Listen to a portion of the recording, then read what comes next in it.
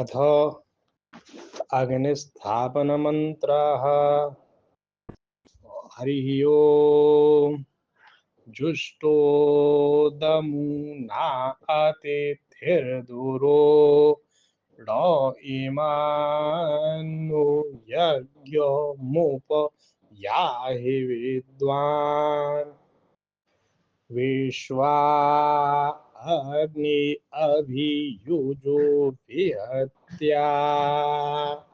शत्रुयता मा भरा भोजनानि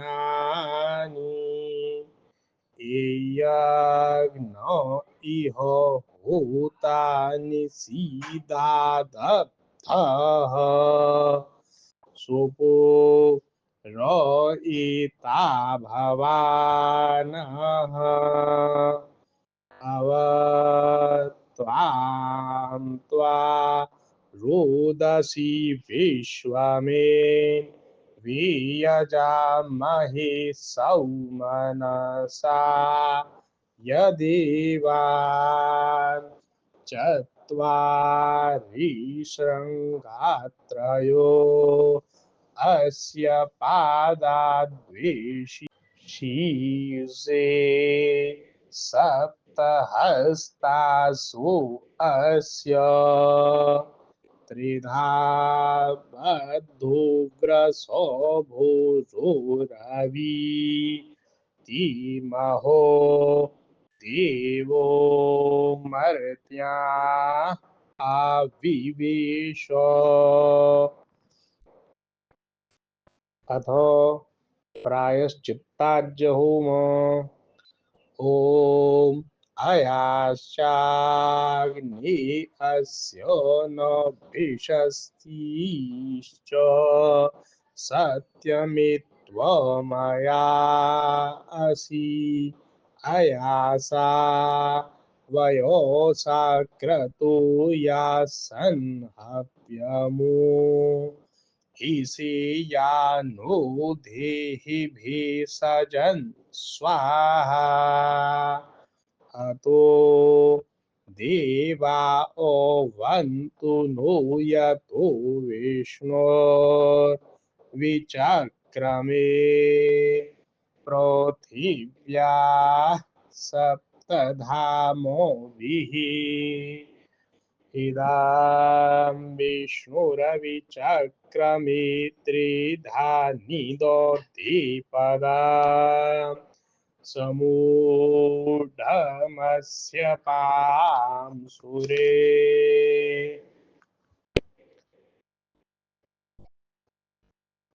अनाज्ञातं यदा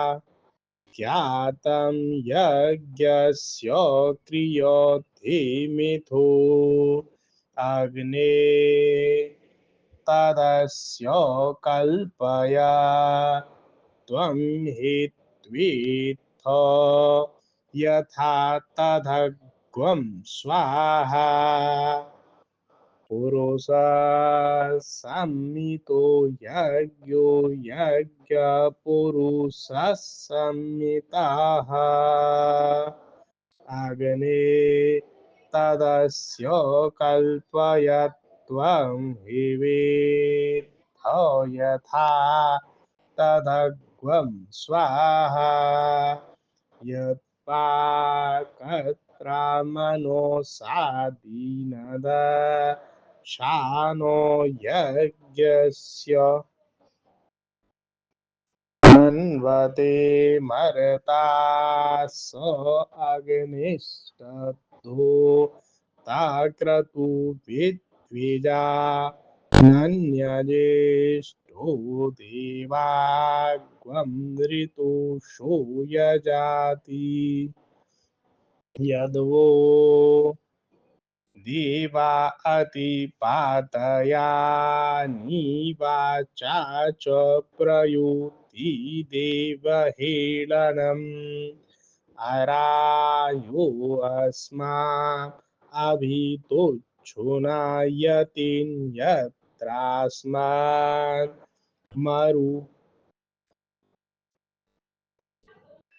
मन्मरुतस्तथा तन्निधेतनो यन्म आत्मनो मिन्दा भूतगनिस्ता पुनराहार्चातवे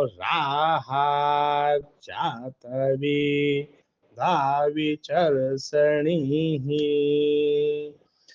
पुनरग्निश्चक्षुरोदात् पुनरिन्द्रो बृहस्पति पुनर्मे अश्विनायुवं चक्षुरा दत्तमक्षो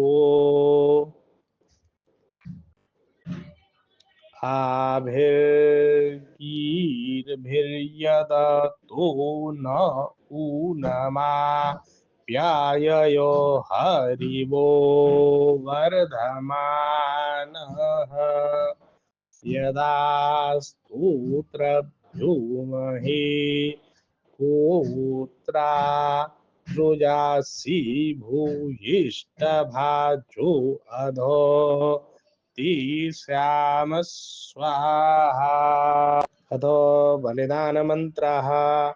त्रातारोमिन्द्रमवितारमेन्द्रं हविहवि सुहवं शूरमिन्द्रं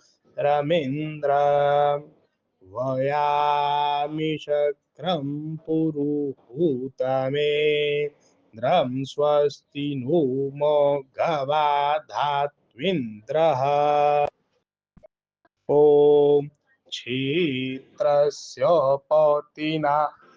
वयं हितेने वजो यामसि कामश्वं पोषयेत्वासनो मृडातीदृशे अथ पूर्णाहुतिमन्त्रः ॐ समुद्रादूर्मिर्मधुमा उदारदोबांशुना सममृतत्वमान कृतस्य नाम गुह्यं यदस्ति जिह्वा देवानां अमृतस्य नाभिः चत्वारिशृङ्गात्रयो अस्य पादाद्वेषी सप्तहस्तासु